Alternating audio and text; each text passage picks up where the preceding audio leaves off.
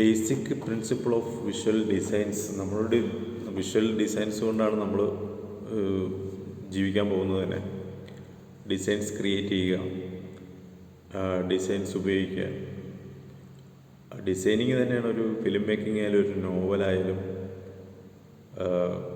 എന്ത് തന്നെ രചനകളായാലും creative designing തന്നെ വേണം വിശേഷിപ്പിക്കാം. ചെറിയ പോസ്റ്റർ തൊട്ട് ചെറിയൊരു ചിത്രം വരയ്ക്കുന്നത് തൊട്ട് കളറുകളും ലൈൻസും ഉപയോഗിച്ച് നമ്മൾ സ്കെച്ച് ഇടുന്ന പോലെ തന്നെയാണ് നമ്മുടെ മനസ്സിലേക്ക് വരുന്ന ഒരു ആശയത്തെ നമ്മൾ വളർത്തി വലുതാക്കി നിറം ചാലിച്ച് ഒരു രചനയാക്കി, നോവലാക്കി, അല്ലെങ്കിൽ സിനിമയുടെ തിരക്കഥയാക്കിയൊക്കെ മാറ്റുന്നത് ബേസിക്.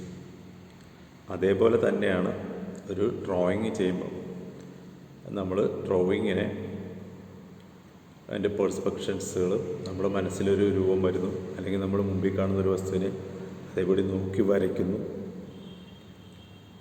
അത് നമ്മുടേതായൊരു ശൈലിയിലേക്ക് മാറ്റുന്നു. ഇങ്ങനെയുള്ള പല കാര്യങ്ങളുണ്ട്. അപ്പോൾ ഒരു ഡിസൈൻ ചെയ്യാൻ നിങ്ങൾക്ക് ആവശ്യപ്പെടുന്നത് ചിലപ്പോൾ നിങ്ങളെ സംബന്ധിച്ചിടത്തോളം പ്രൊഫഷണലി ഡിസൈൻ ചെയ്യുന്നത് രണ്ട് രീതിയിലാണ്. ഒന്ന്, സ്ക്രിപ്റ്റിംഗ് ഒക്കെ പോലുള്ള കാര്യങ്ങളൊക്കെ പിന്നീട് വരുമ്പോൾ നിങ്ങൾ ആദ്യം ചെയ്യുന്ന ഇല്ലുസ്ട്രേറ്റർ എന്ന് പറയുന്ന ഒരു സോഫ്റ്റ്വെയർ ഉണ്ട്, ഇൻഡിസൈൻ എന്ന് പറയുന്ന സോഫ്റ്റ്വെയർ ഉണ്ട്, ഫോട്ടോഷോപ്പ് എന്ന് പറയുന്ന സോഫ്റ്റ്വെയർ ഉണ്ട്. അതിൽ നിങ്ങൾ പെർഫെക്റ്റ് ആയിട്ടുള്ള ഈ ഡിസൈൻ പ്രിൻസിപ്പിൾസ് എല്ലാം മനസ്സിലാക്കി പിന്നെ നിങ്ങളുടേതായ ശൈലിയിൽ അത് പ്രസൻറ്റ് ചെയ്യാം. നമുക്ക് നൂറുകണക്കിന് ഡിസൈൻസുകൾ നമ്മൾ പുറത്തോട്ട് നോക്കിയാലും വീക്കിലി നോക്കിയാലും പത്രത്തിൽ നോക്കിയാലും എവിടെ നോക്കിയാലും ഡിസൈൻസുകൾ കാണാൻ പറ്റും. ആ ഡിസൈൻസുകൾ നമ്മൾ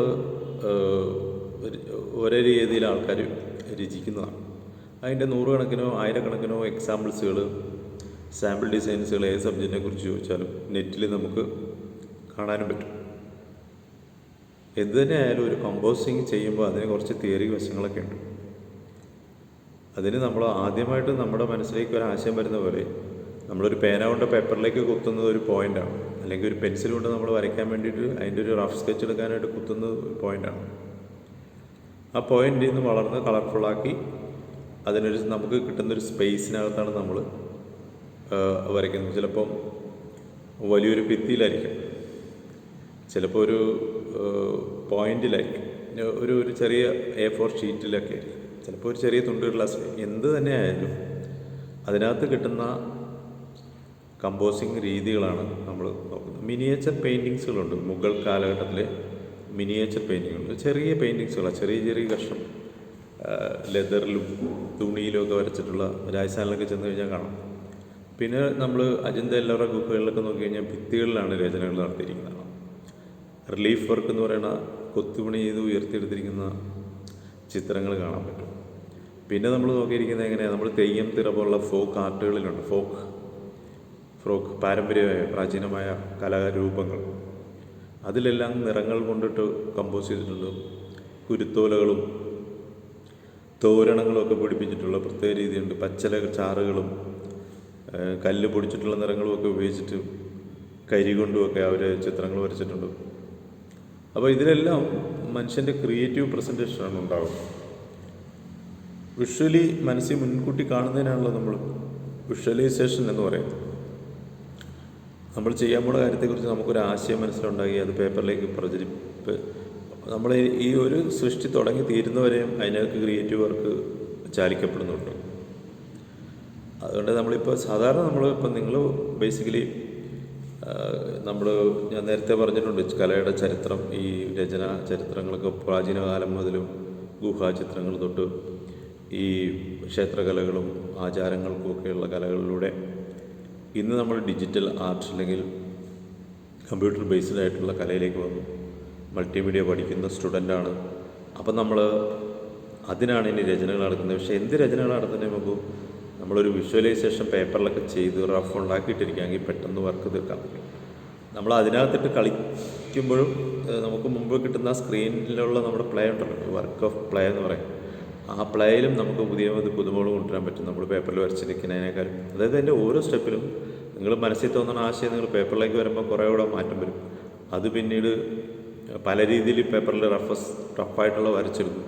അതിനുശേഷം നിങ്ങൾ അതിൽ നിന്ന് വരണം നിങ്ങൾക്ക് തന്നെ ബ്രില്യൻസ് എന്നല്ല വേറെ ആൾക്കാരുമായിട്ട് ആലോചിച്ചിട്ട് കുറച്ചുകൂടെ മെച്ചപ്പെടുത്തിയിട്ട് രചന കൊണ്ടിരുന്നു. അത് കമ്പ്യൂട്ടറിലേക്ക് വരുമ്പോൾ അതിൻ്റേതായ കളർ ഫീൽഡ് ചെയ്യും. പിന്നെ അത് പ്രിൻ്റഡായിട്ട് വരുമ്പോഴോ അല്ലെങ്കിൽ പുറത്ത് വേറെ അതിൻ്റെ കോപ്പീസുകൾ പ്രസൻറ്റ് ചെയ്യപ്പെടുമ്പോഴും ഒക്കെ നമ്മളിപ്പോൾ ചെറിയ വാൾപേപ്പർ അല്ലെങ്കിൽ നമ്മൾ വിഷ്വൽ ചെറിയ ചെറിയ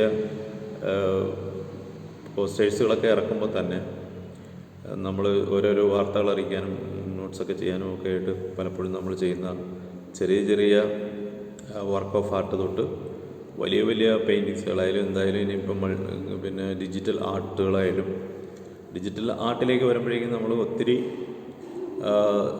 പിന്നെ കളറിങ്ങും ഒക്കെയുള്ള ഒത്തിരി ഡിജിറ്റൽ ഷോസുകളൊക്കെ പ്രസൻറ്റ് ചെയ്യേണ്ടി വരുമ്പോഴൊക്കെ ഇതുപോലുള്ള കാര്യങ്ങൾ ഡിസൈനിങ്ങിൻ്റെ ആവശ്യം വരികയും അത് നിങ്ങളെപ്പോലുള്ള ഈ മൾട്ടിമീഡിയ പഠിച്ച് ഡിസൈനേഴ്സായിട്ടുള്ളവരുടെ മാസ്റ്റർ ക്വാളിറ്റി വർക്കുകൾ പുതുമയുള്ള പ്രസൻറ്റേഷൻസുകളായി മാറുകയൊക്കെ ചെയ്യും. അപ്പോൾ നമ്മൾ ഒരു ബേസിക് പ്രിൻസിപ്പിൾ ഓഫ് ഡിസൈനിങ് എന്ന് പറയുമ്പോൾ ഒരു ഡിസൈൻ ചെയ്യാനുള്ള ബേസിക് ആയിട്ടുള്ള എലമെൻറ്റ്സ് വേണം. Elements this are the most basical building block of an design no matter what is. With this you can create anything you want from simple icon to very complex illustration. Everything is made with the combination of these simple elements.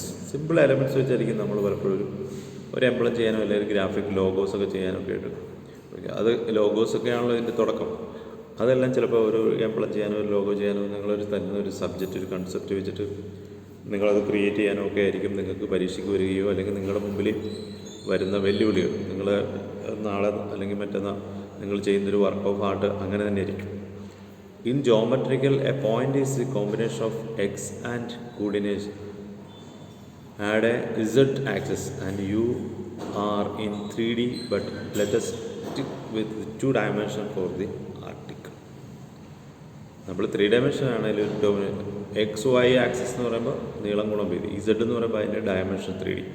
2D പ്രതലത്തിൽ ഒരു 3D impact കൊടുക്കുന്ന കാര്യമായാൽ പോലും basic point line and shapes ഒരു പോയിൻ്റിൽ നിന്ന് വരച്ച് ലൈനായി മാറുന്നു, ലൈനുകൾ നമ്മളത് ഷേപ്പുകളാക്കി മാറ്റുന്നു. അങ്ങനെയാണ് ഒരു തുടക്കം. അപ്പോൾ എലമെൻറ്റ്സ് ഓഫ് അല്ലെങ്കിൽ ബേസിക് ഡിസൈനിങ്ങിൻ്റെ എലമെൻറ്റ്സ് എന്താണെന്ന് ചോദിച്ചു കഴിഞ്ഞാൽ പോയിൻ്റ് തൊട്ടാണ്. പോയിൻ്റ് ലൈൻ ഷേപ്പ് കളർ എന്നൊക്കെ പറഞ്ഞിട്ട് അതിൽ നമ്മൾ പോയിൻ്റിൽ നിങ്ങളെന്തെങ്കിലും ഒരു സ്കെച്ച് ഒരു പേപ്പറിൽ വരച്ചിട്ട് എന്തെങ്കിലും ഒരു ശ്രീനാരായണ കോളേജിൻ്റെ നമ്മുടെ SNDPO കോളേജിൻ്റെ ഒരു എംബ്ലത്തിൻ്റെ അല്ല പോട്ടെ multimedia department of multimedia SNDPO college Pulpally ആ കോൺസെപ്റ്റിനെ അനുസരിച്ച് multimedia department of multimedia SNDPO college Pulpally ഈ കൺസെപ്റ്റിൽ നിങ്ങളൊരു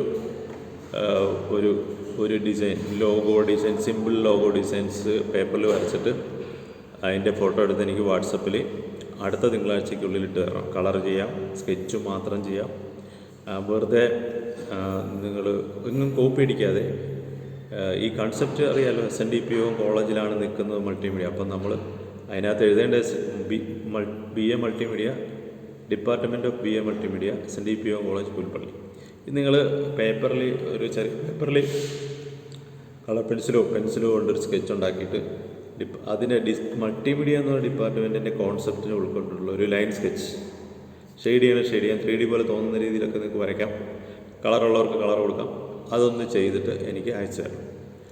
പോയിൻ്റ് ലൈൻ ഷേപ്പ് അതാണ് നമ്മളിപ്പോൾ ഉദ്ദേശിക്കുന്നത്. കുറേ പോയിൻറ്റ്സുകൾ ഉപയോഗിച്ച് ഉപയോഗിച്ചോ ഷേപ്പുകളാക്കി തരിക, വിത്ത് കളറും ഉപയോഗിക്കാം. ഇതാണ് നിങ്ങൾക്ക് എന്നുള്ള ടാസ്ക്.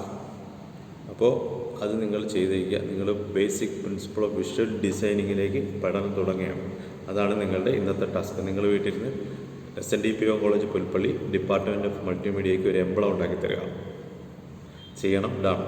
എന്നിട്ട് എനിക്ക് അടുത്ത തിങ്കളാഴ്ച ക്ലാസ് എടുക്കുന്നതിന് മുമ്പായിട്ട് അടുത്ത തിങ്കളാഴ്ച മതി ഇനിയുള്ള ക്ലാസ്. അപ്പോൾ അന്ന് നിങ്ങൾ എനിക്കത് വാട്സപ്പിൽ പടം എടുത്തത് ഇട്ട് തരണം. അത് നിങ്ങളുടെ ഒരു ടാസ്ക്കാണ്. ഓക്കെ.